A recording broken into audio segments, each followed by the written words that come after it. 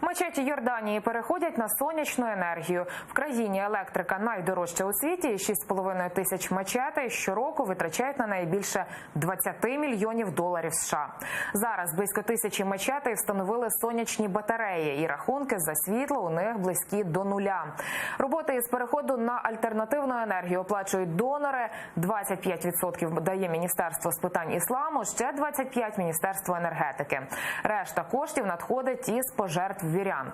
Для того, щоб забезпечити енергію усі мечеті, необхідно майже 80 мільйонів доларів.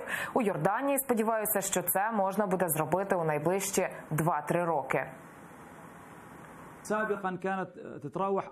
Якщо ми отримаємо достатньо коштів, я думаю, що протягом 2-3 років всі мечеті перейдуть на відновлювану енергію. Але через брак коштів для проекту мечетей, проекту сонячної енергії на даху мечетей, я думаю, що буде потрібно більше часу.